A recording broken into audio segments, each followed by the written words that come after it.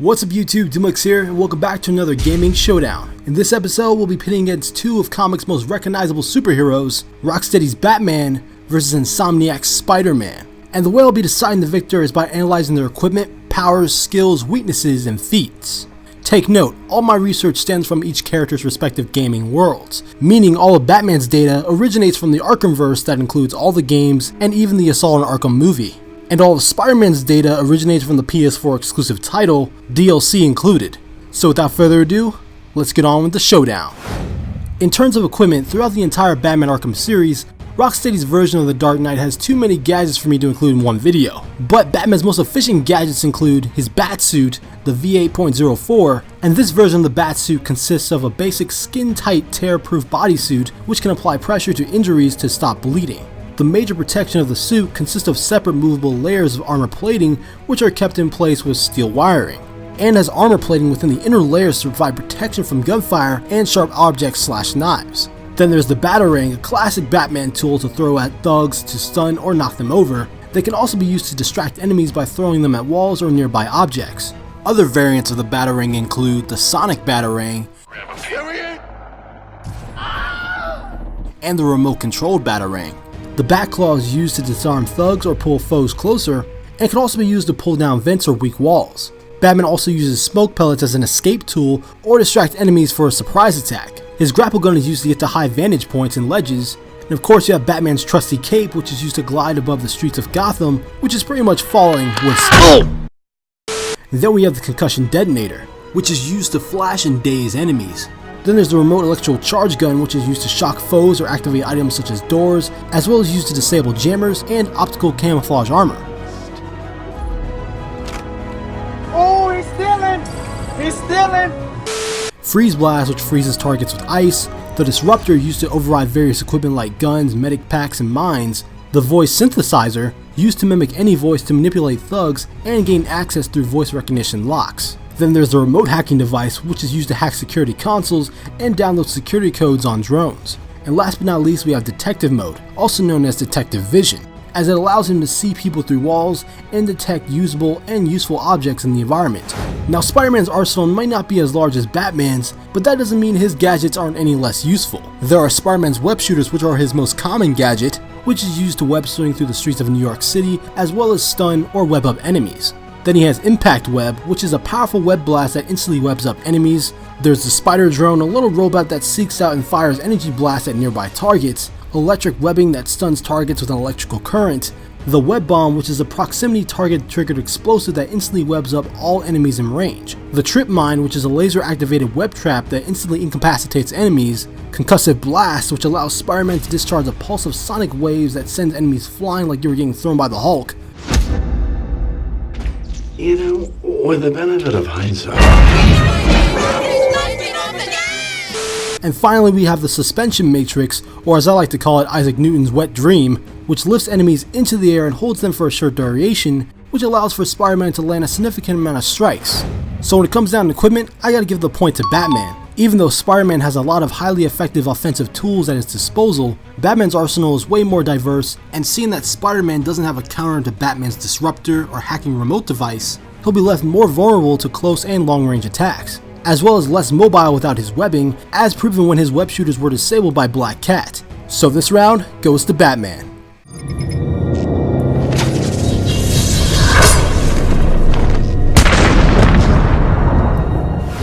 When comparing powers, Batman's human, so he has no powers.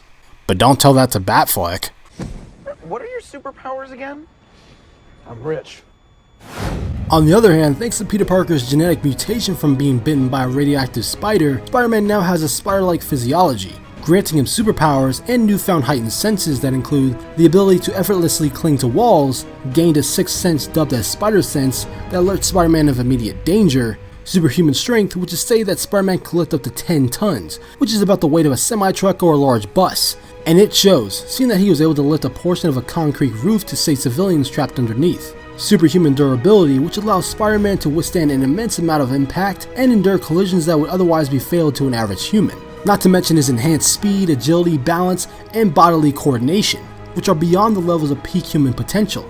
and can even jump to great distances and heights, as well as perform graceful acrobatic maneuvers with no difficulty whatsoever. On top of that, Spider-Man also has a limited healing factor, as seen when he's been able to quickly recover from non-fatal injuries like broken bones and slashes from a katana. When it comes down to powers, it's no contest. This point goes to Spider-Man.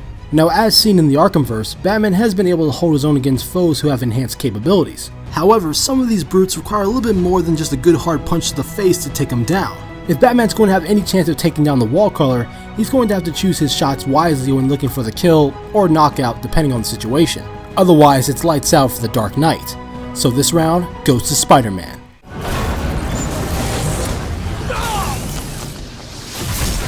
When looking at Batman's skill set, he's a master tactician and strategist, being extremely clever and insightful when it comes to fighting crime due to his speciality in deception tactics in the most effective ways possible. For example, if a room has objects or devices he can use to knock out enemies, he will use them first before attempting hand-to-hand combat. He's proven to be quite knowledgeable in nearly every field of science. He's also been hailed as the world's greatest detective, being an expert in forensic investigations and solving crime mysteries. Even the smallest clues with little details, Batman can solve cases beyond the average investigator. He's a master of nearly all forms of martial arts. Even in handcuffs, this man's a threat. Batman's also capable of hacking into almost any computer and learn what he needs from its database. His advanced ninjutsu training has made him a master in espionage, stealth, escape arts, infiltration, and sabotage. He is capable of breaching high-level security facilities without being detected and escaping the most impossible traps. Not to mention the Batman's immense willpower and unbreakable determination, which drives him to be able to face the most horrendous terrors and brutality ever brought upon by the most dangerous Gotham criminals with complete calmness and composure. As seen when he psychologically resisted being exposed to an overdose of Scarecrow's fear toxin, overcoming the effects of the Titan disease, Poison Ivy's pheromone seduction, and the Mad Hatter's illusions. Batman's also a superior master of parkour and free-running styles of acrobatics, as seen being able to jump wide distances and tall heights, as well as dart through rooftops and run on high walls. And lastly, Batman's an extremely skilled marksman, being able to wield his battle rings with supreme accuracy and quick precision. Like Batman, Spider-Man is also highly intelligent. Spider-Man is academically brilliant, excelling in all fields applied to science, is an expert engineer as seen having designed and created his first web shooters at the mere age of 15. And there's even the moment when he created the anti-ox suit in a short amount of time. Spider-Man is also an expert hacker as seen when hacking into the NYPD satellite towers and being able to defuse bombs. Unlike other Spider-Man games, I'm going to die! along with having a knack for gathering intel and data interpretation. Also, due to years of extensive experience in brawling, Spider-Man has a highly accomplished and versatile freestyle form of combat. To mix things up, he'll jump off walls or even use the environment around him to get an advantage in a fight. Peter states that he's largely self-taught and has learned many of his fighting techniques from watching movies, which really isn't the best strategy, but when you got superhuman abilities, I think we can let that slide. Spider-Man's also expert at stealth thanks to his wall-crawling abilities, which allows him to get the drop on enemies quite easily.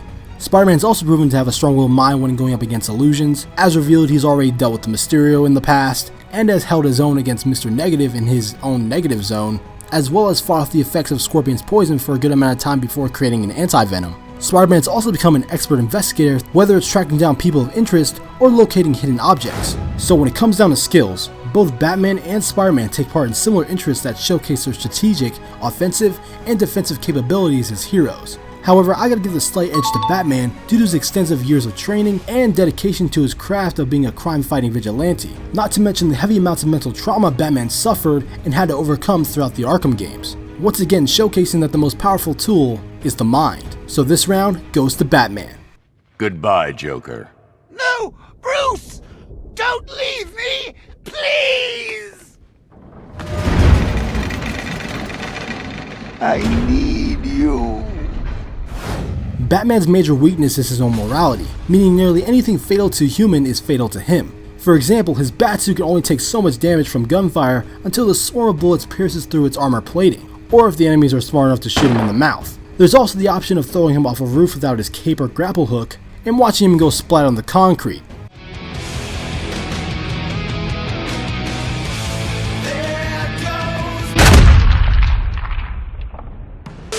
Basically, if one were able to remove/disable Batman's toys, their chances of beating him skyrockets. Even though Spider-Man is more durable than Batman when it comes to immense physical trauma, Spider-Man can still easily be taken out by gunfire, sharp metal objects, and extremely heavy amounts of force / powerful elements like falling into a pit of fire or Electro's lightning. So when it comes down to weaknesses, I gotta give the point to Spider-Man due to being able to take and give more physical punishment compared to Batman. Furthermore, until I see Batman survive over 30 amps of electricity flowing through his body, recover from multiple broken bones within hours, or be okay after getting punched through a 6,000-pound vault door, then I'll change my mind. But as of right now, this round goes to Spider-Man.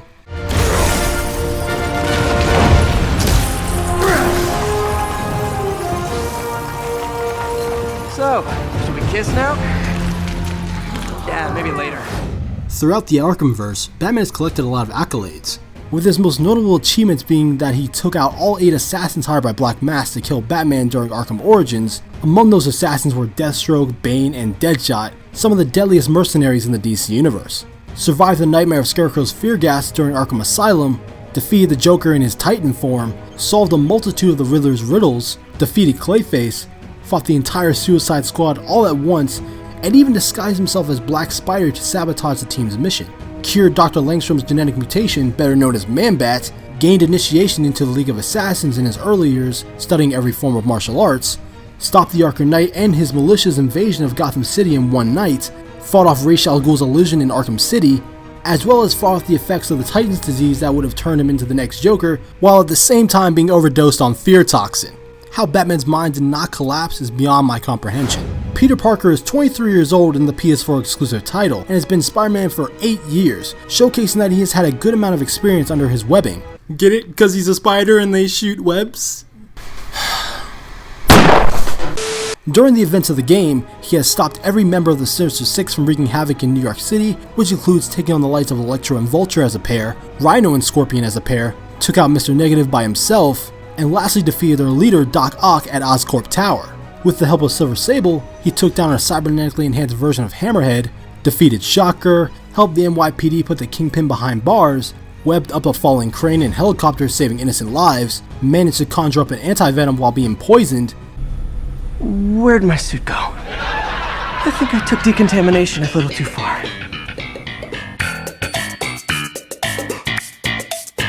Held his own against Taskmaster, was able to put away Tombstone, didn't pull out one f***ing Black Cat. Wait, what? Hey Jerry, how did this end up in the script? Lifted the subway tracks to save civilians from a speeding train. Lastly, Peter making the ultimate sacrifice by choosing not to save Aunt May in order to save the rest of the infected citizens of New York. I'm not crying, you're crying, Jared. So when it comes down to feats, Batman has proven he can get a lot done in one night, and has crime-fighting experience that would fill volumes. But I gotta give the point to Spider-Man, due to being more versatile as a superhero. Whether it's being able to defeat multiple supervillains at once, saving a large group of civilians from collateral damage, or being able to use more of the environment in a combative situation. Overall, Batman's moral limits hold him back from achieving what a Spider-Man can. Meaning this round goes to Spider-Man.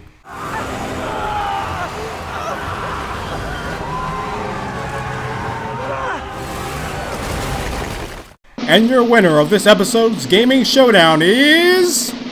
Spider-Man. With a score of 3-2, Spider-Man manages to outmatch the Cape Crusader through his sheer fighting prowess. But I'm sure if Batman was given more prep time, this fight could easily go the other way around. So let me just think in the comments down below, do you guys think Rocksteady's version of Batman could take on Insomniac's Spider-Man? And what matchup would you like to see next in the Gaming Showdown? If you guys enjoyed this video, make sure to hit that like button, it really helps me out. Subscribe for more content from me on the Gaming Showdown and other videos in general. I'm DMLX.